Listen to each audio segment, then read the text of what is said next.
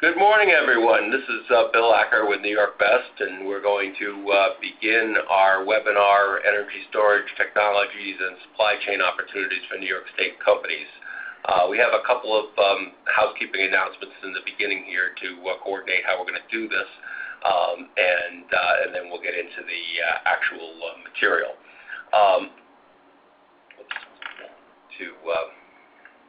To begin with, we will be having questions after we have some presentation portions of the program. In order to make sound clarity a little bit better, we are muting everyone's phone lines during the presentation portion. If you think of a question during these portions and you want to get it out there, you can enter the questions through the chat feature on the webinar service. And we'll be logging them to address them when we get to the Q&A portion. And then when we get to the Q&A portion, we will also just open the mics for everyone, so you'll all be able to participate. If that gets too crazy, we'll then remute and go back to the chat feature. One thing to just be careful of is when we do open the mics, please do make sure you don't put on hold or do things like that have hold music, because that will come through to everyone. There will be a survey after the webinar that we standardly do with this service that we would appreciate if you have time to do a couple quick answers. That would be great. And we also will be recording today's webinar for future reference and future distribution to people. To begin with, before we get into the meat of the topics today, I do want to spend a moment to introduce you, if you're not already familiar with New York Best. I know some of you actually are members of New York Best, and many are familiar. We are a nonprofit industry organization of over 120 member companies. We were created in 2010 to advance the energy storage industry and to really create New York State as a leader in energy storage with applications in transportation, grid, and consumer electronic devices. We do this by serving as the center of communications, education for the industry. We run a lot of conferences, events, and webinars during the course of the year. We'll be talking in a minute about our upcoming flagship conference in March that we encourage you to participate in.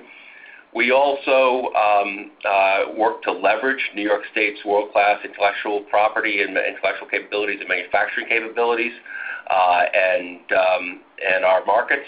And that's really what we're here to talk about today, is leveraging the manufacturing capabilities of New York State. We also work to support and accelerate commercialization.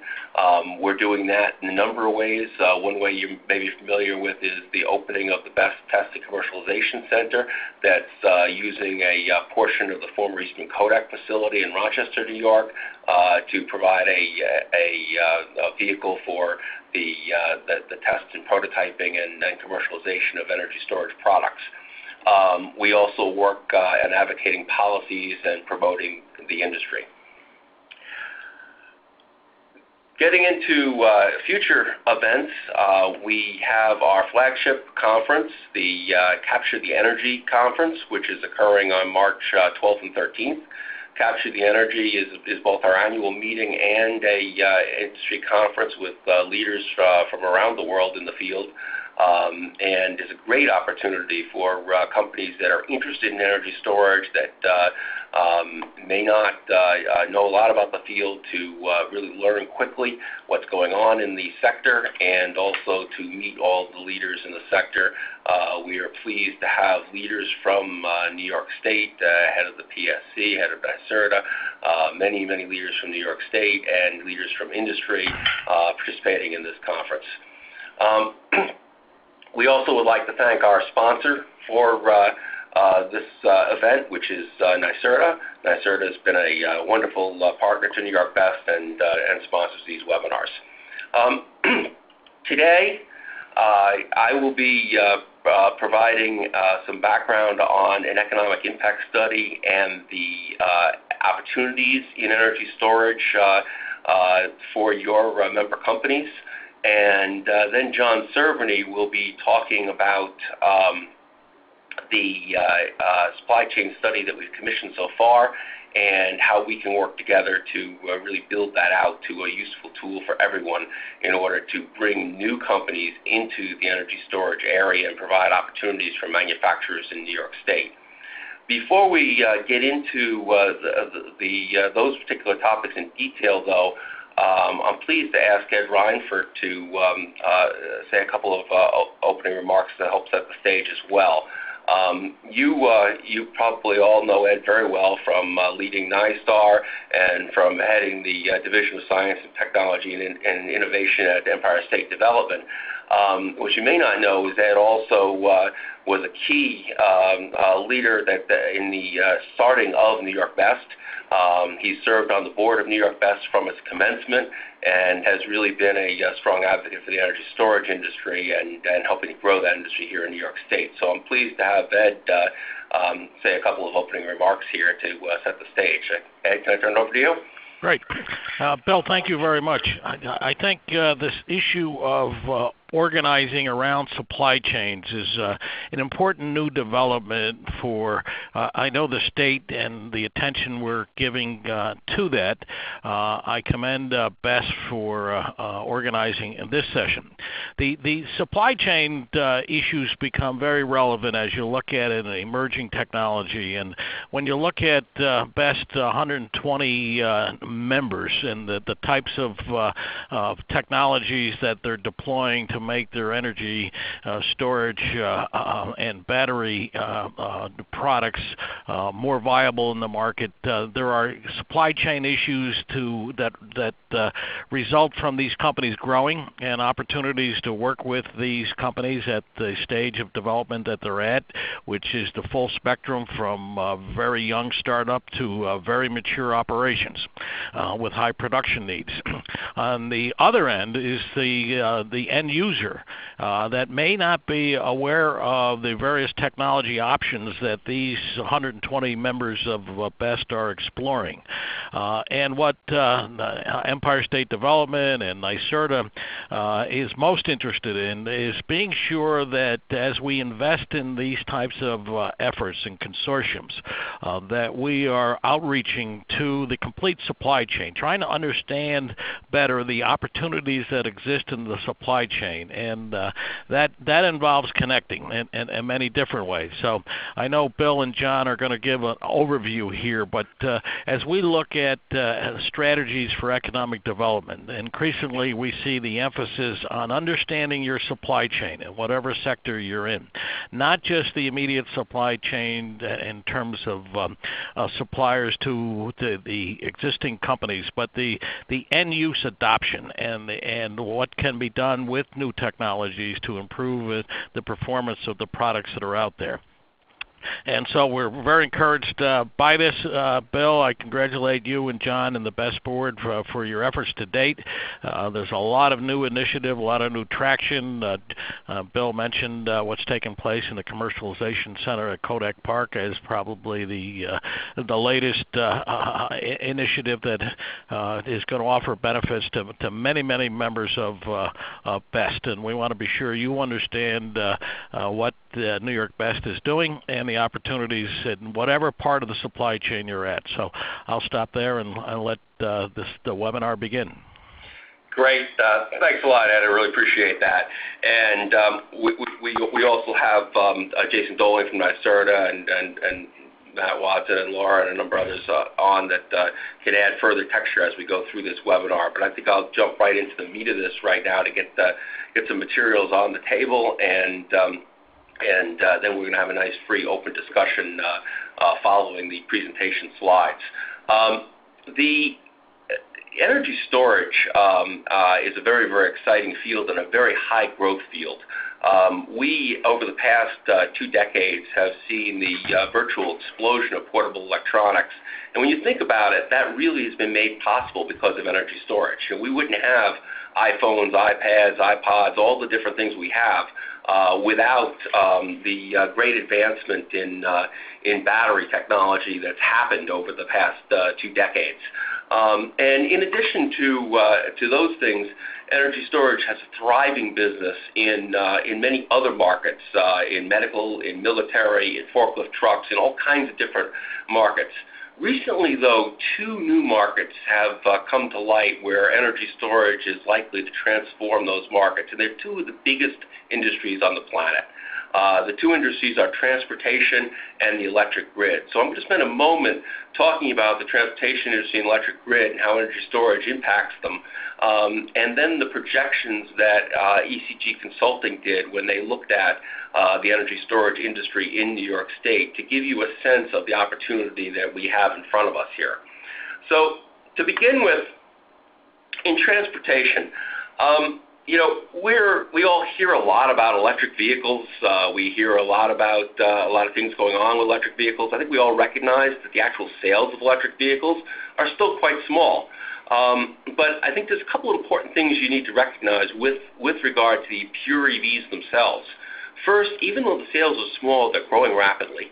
Secondly, we've transformed from a few companies being involved in the space to many, many companies. This graph on the right shows the proliferation of models. The different colors are different models from different car makers, and the growth of sales in electric vehicles over the past 2 years. And so you can see that we've really seen the jumping in of many, many different companies and the rapid growth going on there. Now, with that said, as I said, the actual number of sales of electric vehicles relative to conventional vehicles is still quite small. But even at this level, they're using a lot of batteries. And I'll give you an example. Tesla's selling a little bit more than 500 electric vehicles a week. Small numbers by the car industry standards. But those 500 vehicles are consuming more than 3 million batteries a week. So we're talking about already a major impact in the battery market.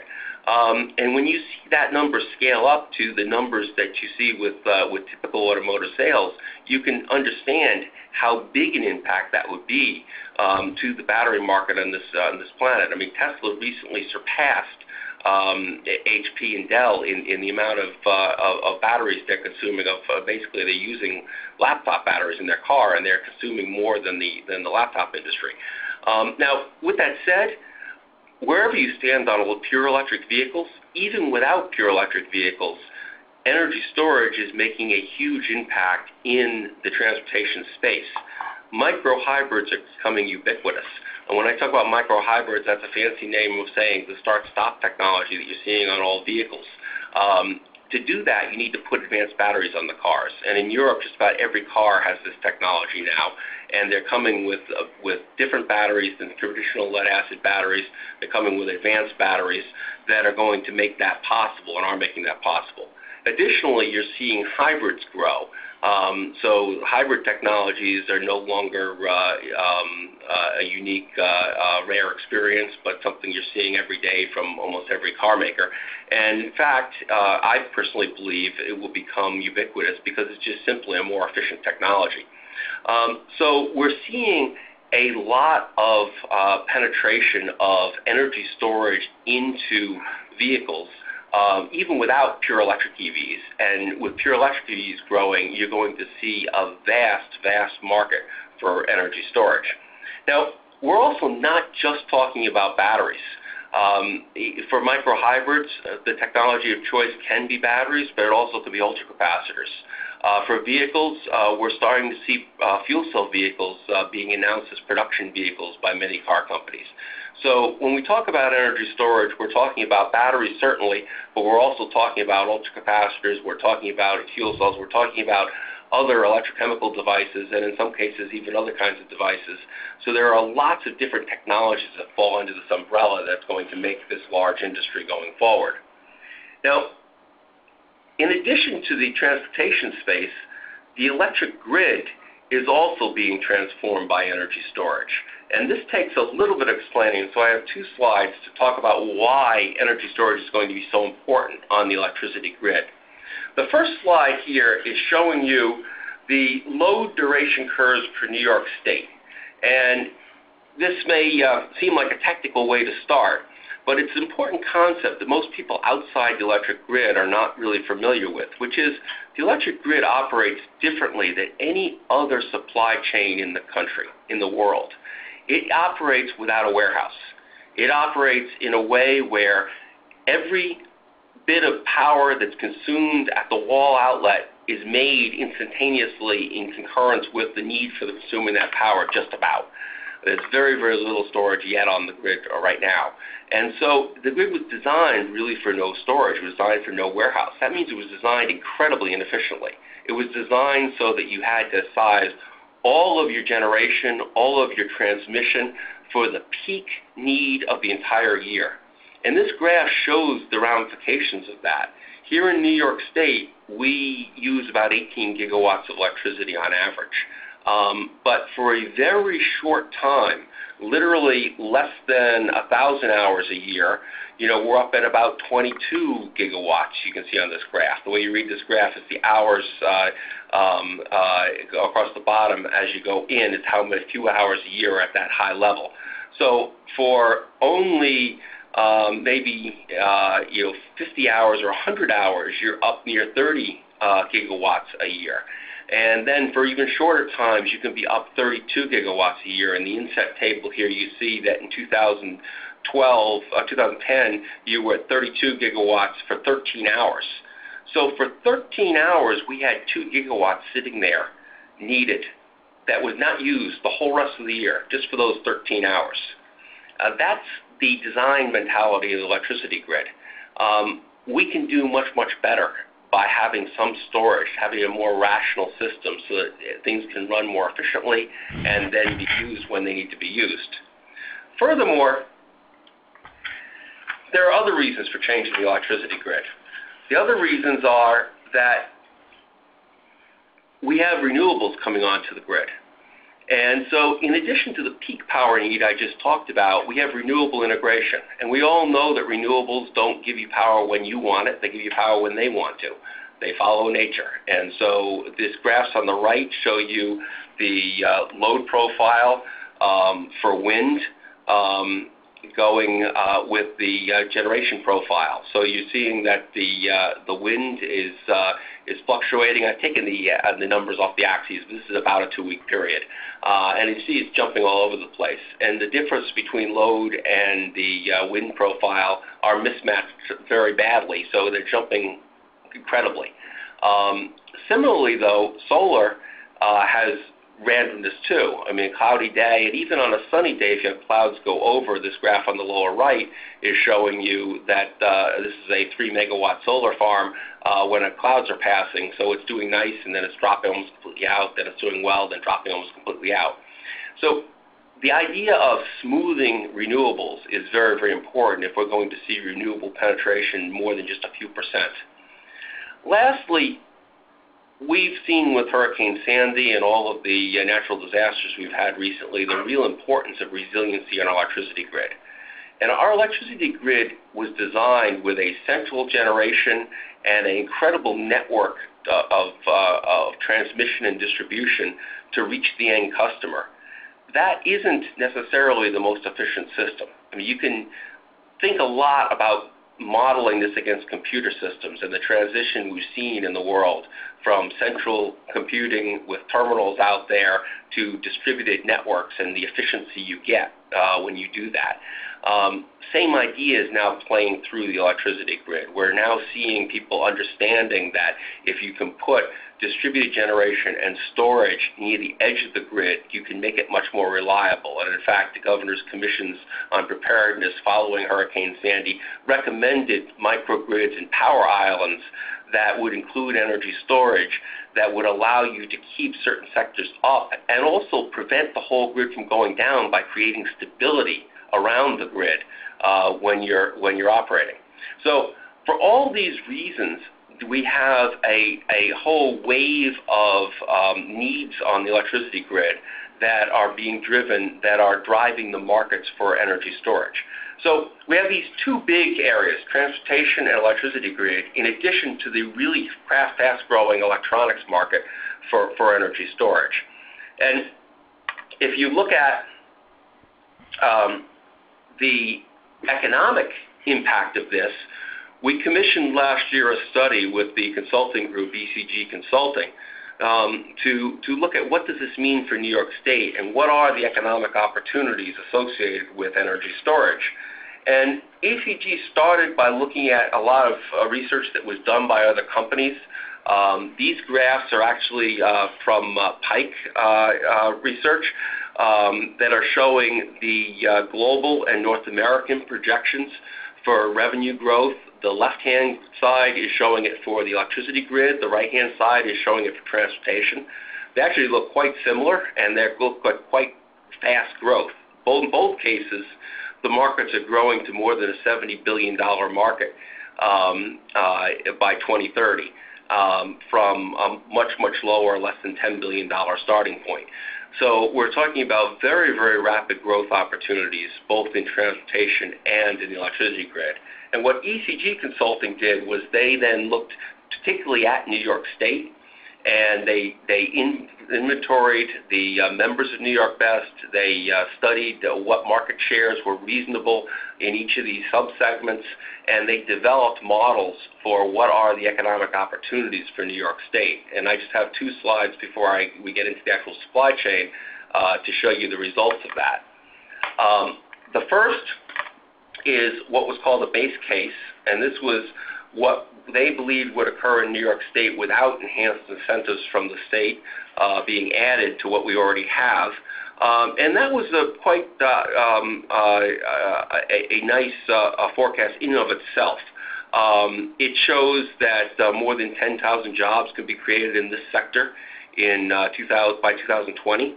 And what you're looking at here are various subsectors of the markets, the electricity grid, the transportation, the traditional sectors, and you're looking at the market value and the jobs growth potential.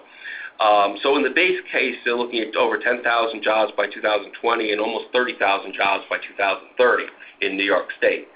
And if I go to what they call the optimistic case, which is using more aggressive incentives from the state to enhance some of these markets, as we're seeing occurring right now, along with some of the actions that we've been talking about, the Commercialization Center, New York Best, et cetera, then we're looking at those numbers increasing to more than 45,000 jobs projected by 2030 for New York State in the energy storage area.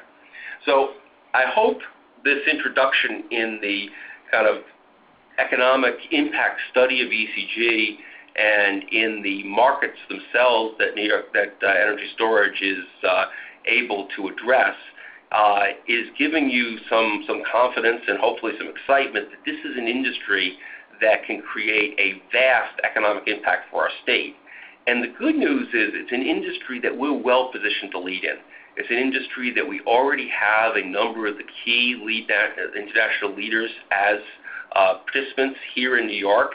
And it's also an industry that has a supply chain that leverages and overlaps a lot of other industries in New York State. And that was the key driver behind us starting our supply chain study and what we're trying to do with you folks today, which is to now be able to look at who's in New York State that isn't in this industry that can move forward to participate and to take some of the processes they have to be able to be a key player in the energy storage industry. So to do that, I'm going to turn it over to John Cerveny. And John, who's our Director of Resource Management here at New York Best, has been working closely with ECG on the supply chain study that he'll tell you about now. Johnny? Thanks very much, Bill. So I think that's a terrific introduction to the opportunity, the scale of opportunity that New York State sees in the energy storage space. And what I would like to spend some time on now is where we went from there. So we sized the opportunity, we saw the path forward in looking at how to really capitalize and take advantage of the environment and the growth in markets. We see huge opportunity in the supply chain. So with respect to that, we engaged ECG again to do a follow-up study based on the work they had done to really dive in and say, okay, what are the pieces that make up the supply chain? What are the kinds of technologies, what are materials, process technologies, that fit into these things. And so the methodology we worked with ECG to develop and that they implemented was to really look at 5 key technologies that have traction in the market. So 4 battery technologies along with supercapacitors, and you can see them listed here: lithium-ion batteries, lead-acid batteries, flow batteries, sodium nickel chloride battery, and supercapacitors. And to identify the elements of the supply chain for both transportation and grid sectors, because there are a few differences in what's needed to supply the devices, the products in those spaces. So ECG essentially did a lot of work to identify the current potential participants that form the basis of a database that we've started work on that they seeded initially.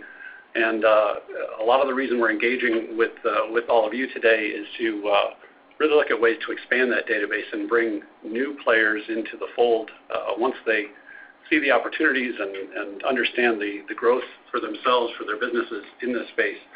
We think we'll see more. Bill mentioned that we have between 120 and 130 members right now as New York West.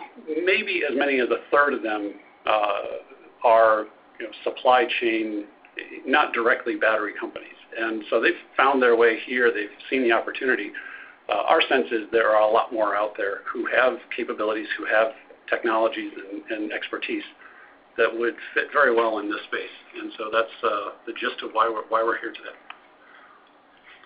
So for each of these 5 technologies, ECG essentially looked at what goes into them. What are they used for? What are the sub-technologies within? And the relative size of the market share for each. And this chart is kind of an eye chart, but it summarizes those various elements for both the grid storage markets and transportation. So if this gives you a little bit of a breakdown into what each technology is good for and what they're composed of.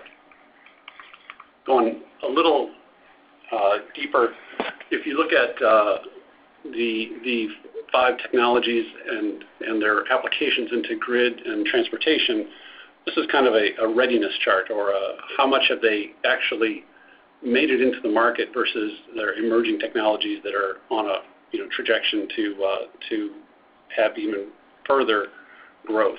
So lead-acid batteries clearly are the most mature technology in the group. They've been around a long time. It's a well-understood technology. There are some advanced lead-acid batteries that have improved capabilities, and so there are changes even there in the most established space. In the others, you'll see various stage of readiness and maturity, but essentially all of these have found traction in the marketplace, and that's really the bottom line as to why we chose this particular set. The diagrams, so I have one here for transportation applications, and this shows you graphically what the various stages in the supply chain for transportation energy storage systems look like. So you start on the left with raw materials, move through storage system manufacturing into system integration, and then distribution and recycling. And I'll note across the bottom you have representation of R&D, design, prototyping, test and evaluation services, and then other services that fit into this particular space.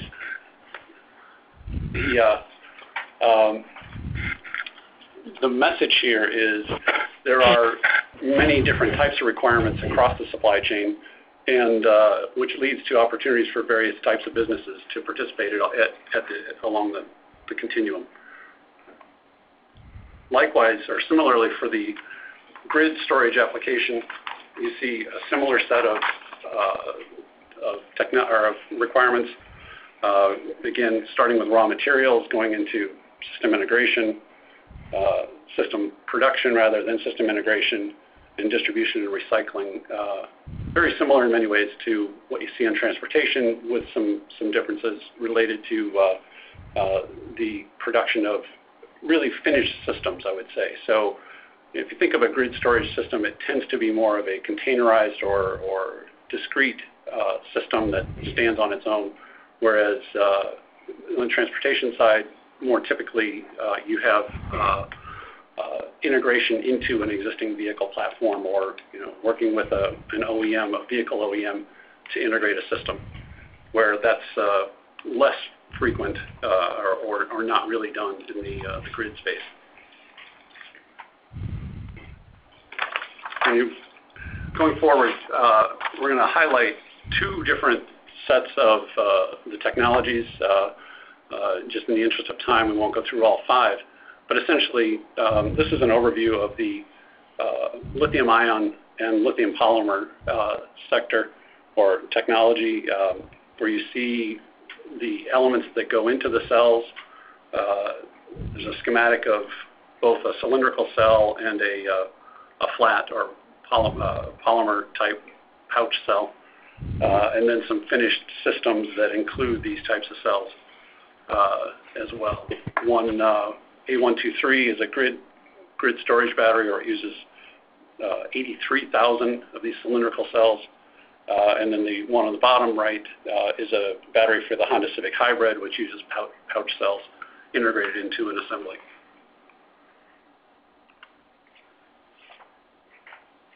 So the manufacturing processes, here you see a high degree of automation. You start with raw materials, anode materials, cathode materials, separators, and electrolytes. They are processed, and you see highlighted in red are the process steps, so mixing, coating, drying, solvent recovery, calendaring, and slitting operations make up a bulk of the material processing that go on. You then end up with a finished anode material, cathode material, separator sheets, and electrolytes. Those are then put into either a flat, the stacked pouch type cell, or wound into cylindrical cells. And so you have winding and stacking, welding operations that take place there. Cell closing, formation, cycling, final sealing all ends up with finished cell products that then are integrated into cell packs and subassemblies for a finished battery system. So look at what some of those operations look like. This is a clean process. You have mixing, coating, slitting, winding. These operations often take place in dry room operation. Lithium reacts badly with water, so you need to have a very dry atmosphere to do a lot of this processing. So those are the kinds of capabilities that fit well with lithium battery production. Second area to highlight are, we're going to pick flow batteries. Flow battery is in the emerging end of technologies here in the space. They're very useful for large-scale grid applications because essentially the design and construction here allows the energy and power elements to be distinct or to be separate. So if you think of it, this is much like a fuel cell in that you have an energy conversion device that has then tanks of liquid, in this case electrolyte, that provide, so the size of the tank determines the duration of operation. The size of the stack determines the amount of power. So if you need a megawatt of power for 1 hour, you have a certain size tank. If you need 2 hours, you essentially double the size of the tank, and you've got 2 hours of operation from the same conversion device from the same stack. So there are a number of players in this space. You see a couple of systems represented here from some of the vendors. And I would say that for long duration operation, there's a lot of interest in this technology, and particularly on the grid where you need hours and hours of operation. The fundamental design principle here makes them a good choice. Looking at here, the manufacturing process, and in this case, the vanadium redox battery, one of the types of flow batteries. You have the production of the stack. You have production of electrolyte materials, and then supporting systems, pumps, tanks, enclosures, thermal control system, battery management system. So there are mechanicals and electrical components throughout that lead to full up production of systems. There's significant system integration required. So you're working on essentially a miniature chemical plant all in a box, and so the opportunities are significant for people who understand integration of technologies, as well as supplying any of the distinct pieces. Here's some pictures of the key components in a flow battery system.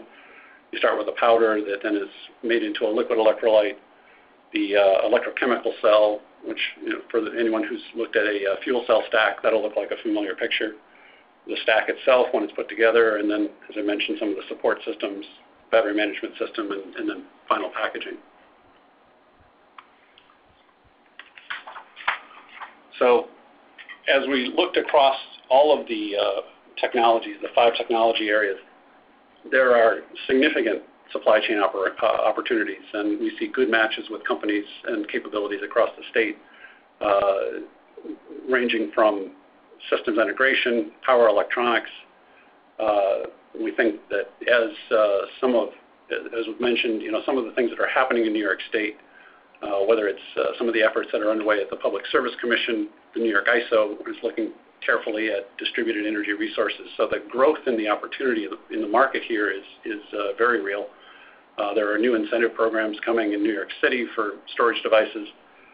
So we see, a strong market pull and an insufficient at present supply chain to get to those ultimate volumes. So there's growth opportunity across all of these technologies. If you look at,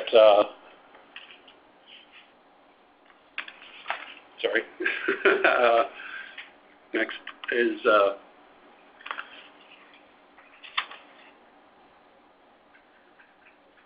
like a duplicate. There we go. So getting to the specific case of New York State, ECG did a good job of identifying some resource databases and looked at, actually identified about 3,800 companies that are currently active in North American energy storage supply chain. So they do some piece of this, and they screened those companies, and there are 230 that they've identified in companies or university activities in New York State that, from their initial cut on this, that's the number we came up with. Some of them appear more than once, so when you add up the bars, I think you get to more than 230. But the intent here is to capture, kind of what is out there that we know about. And, based on talking to New York Best members and having been in the space now for about 3 years, this pretty much rings true. There are companies all over the state who have capabilities in these spaces, in these various technologies and process capabilities, things like that. We see other opportunities, certainly more opportunity in the space for additional companies to learn about it and to come into the fold.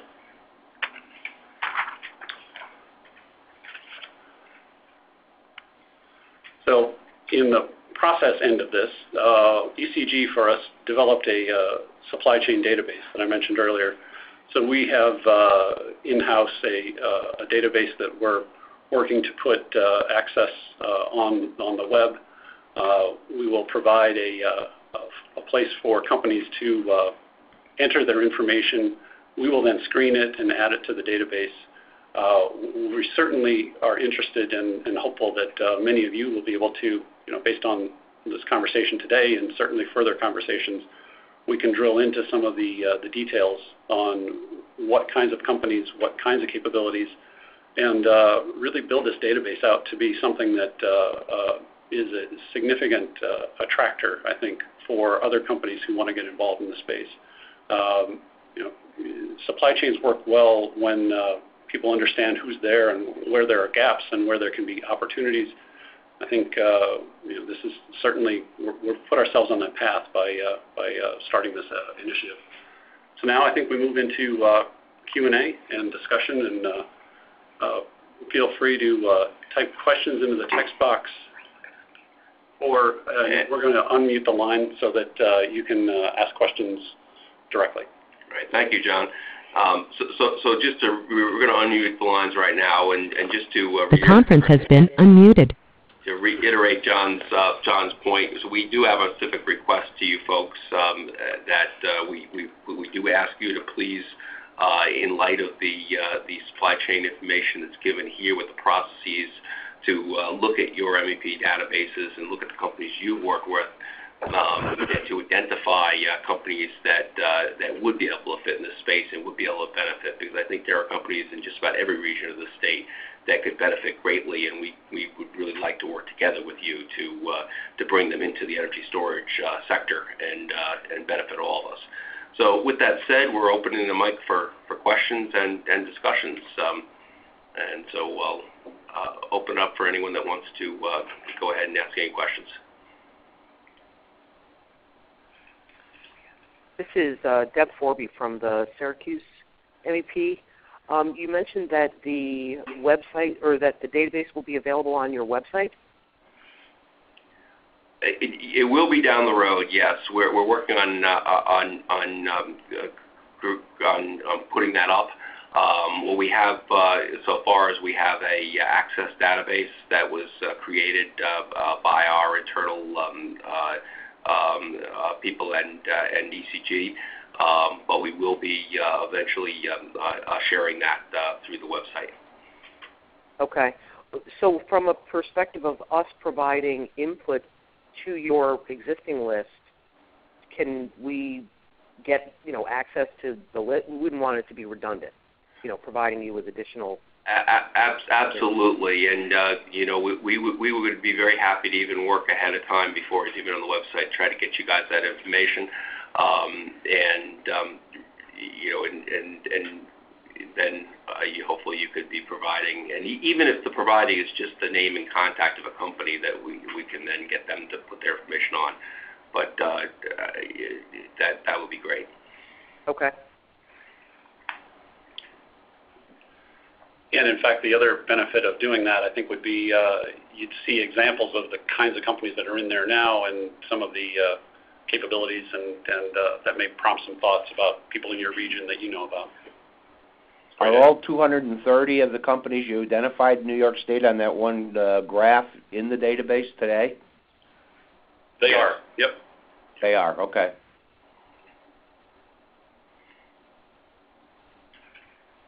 And, just to give a couple, we've seen a number of examples where companies were completely in different industries and recognized this space. And so that's why I'm personally optimistic that as you look at some of these processes that are needed, I think there's a real opportunity that for light bulbs to go off and say, hey, wait a minute, we've got somebody in our region doing just about the same thing.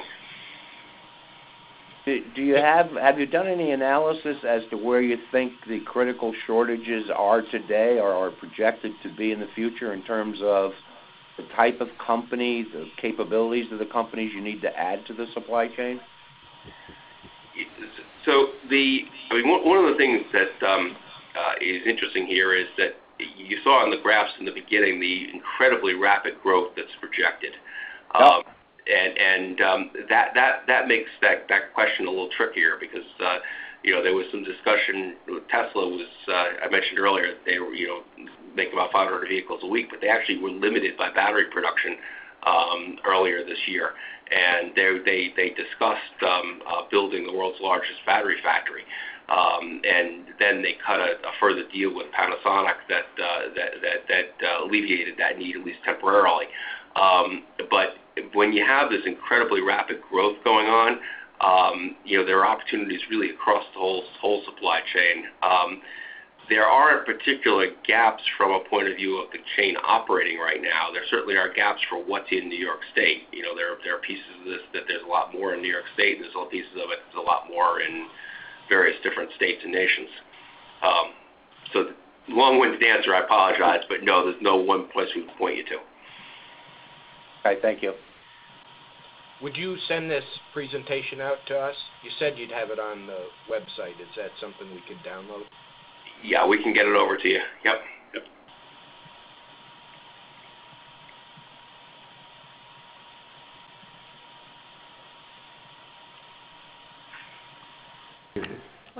Hello? Yes? Yeah, hello, this is Bob Zonick from Lyft. Yes, Bob? Yeah, hi. We have a lot of electronic manufacturers here on the island. I think you know that. Yes. And a big diversity of what their products are. And we have a couple of battery manufacturers here that we're aware of. Right. But, how could one of my electronic companies break into this? What are the things they need to do and have? That's a great question. So, excuse me. When you talk about energy storage, actually, we show those pictures, and one of the areas we're looking at expanding the supply chain work this year is that a lot of all the systems here have power electronics with them, and they have controls, and they have lots of other pieces that the electronics manufacturers care a lot about and being able to be providers to, and then there's the customer side of it. One way, we've seen a few of these companies come in. One way is to start by talking with us. There's the annual conference that we talked about earlier. You could suggest they come on up to that to meet players in the industry. That's on March 12th and 13th. They really get a good understanding of what's going on in the industry at that. We do have some materials. There's a New York State roadmap on energy storage that we published last year that you can pull down from our website. And if you got somebody you really want to wow, let us know. We got nice, fancy, glossy hard copies which have fold-outs, which are nicer than the website version. But a bunch of ways we can engage. And certainly we'd love to just talk to you more. If you got ideas, just give me a call. All right.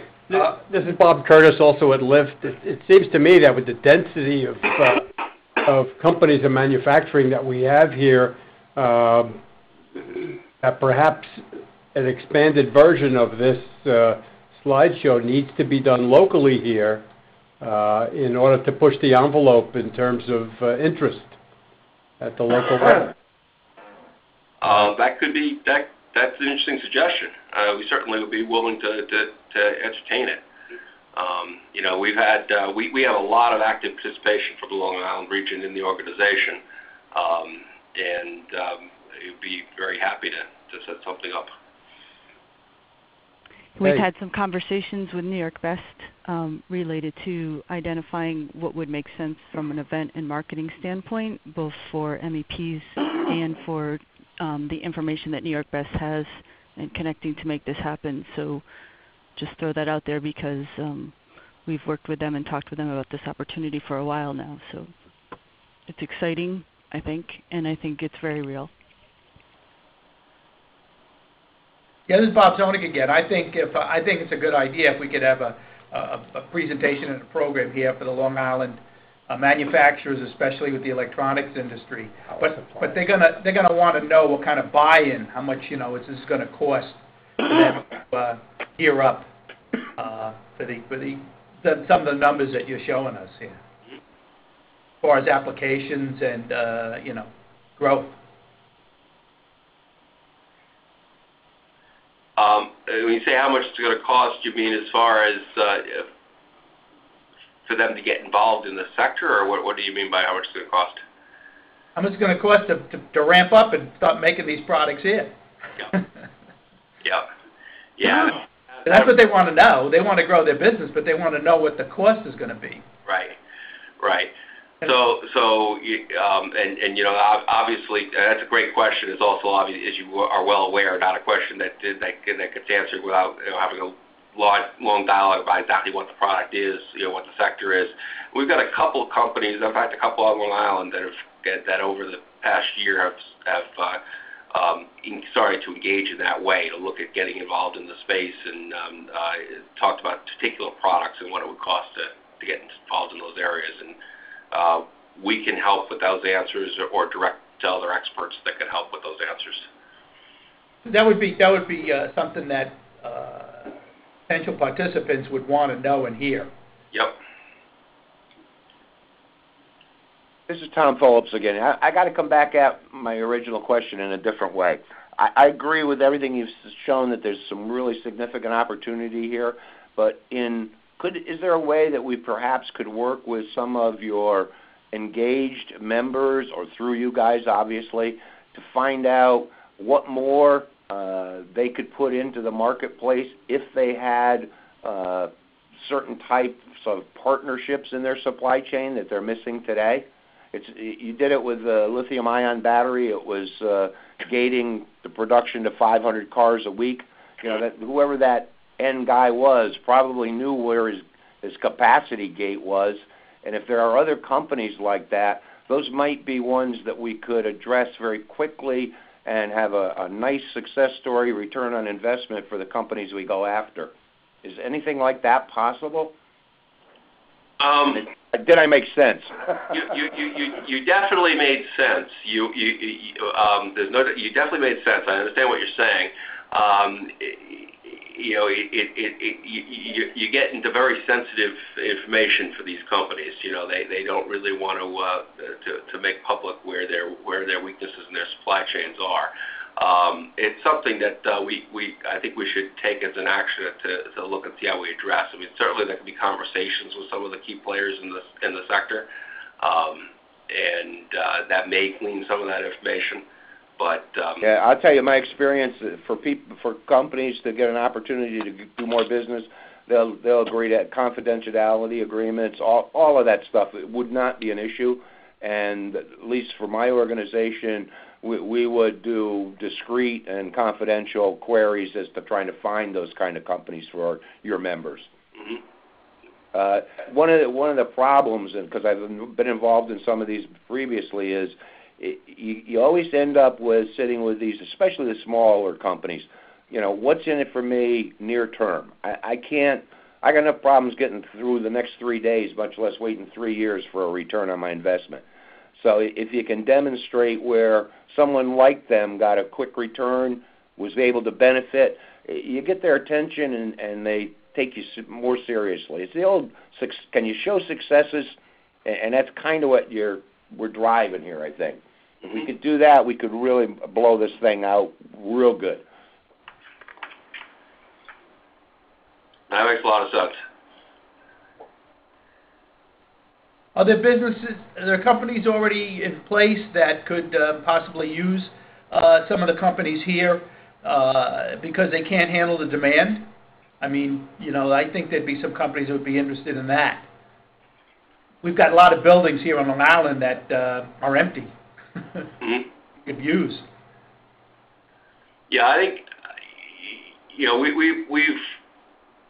we've seen a couple companies look at potentially bringing some manufacturing into the state from other locations.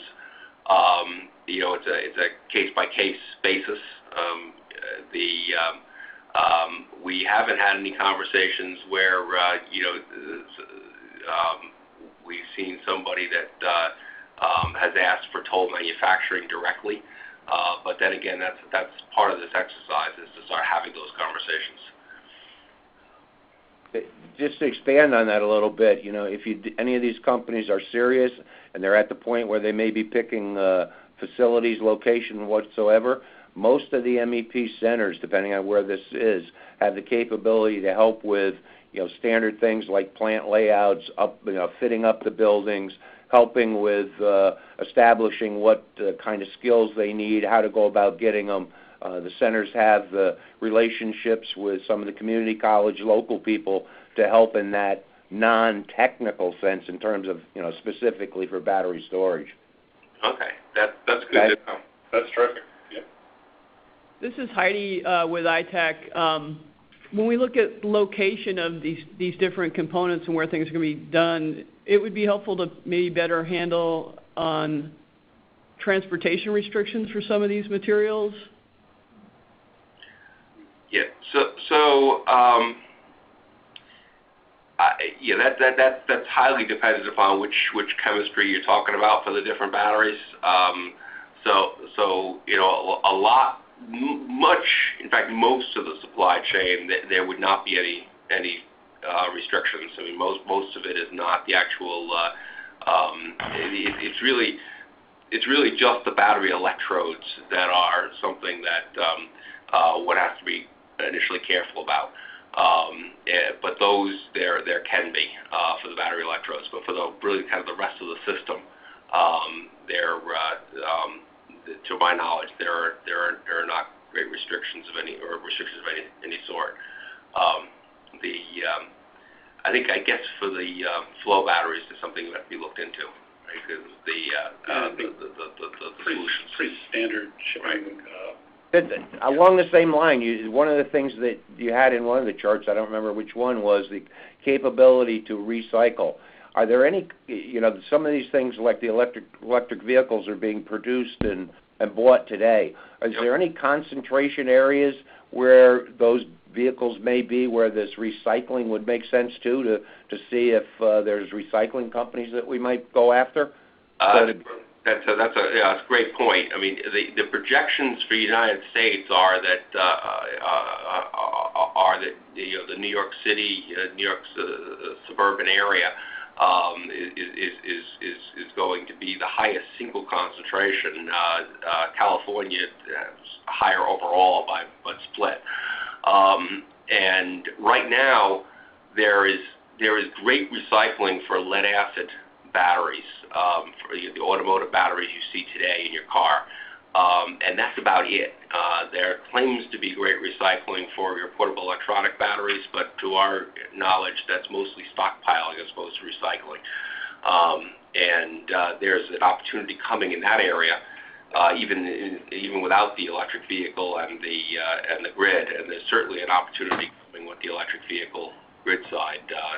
There's work at the Pollution Prevention Institute at RIT on that, but I think there's a lot of opportunity for more work in that area. Okay. This is Sarah Garrison from ITAC in New York City. Just as a heads up, we've been working around and on recycling issues here in the city for over 10 years, and so we have a pretty robust set of relationships with all the players, public and private. So if you're looking at our region as being an area of opportunity around this, we'd be happy to discuss further. Great.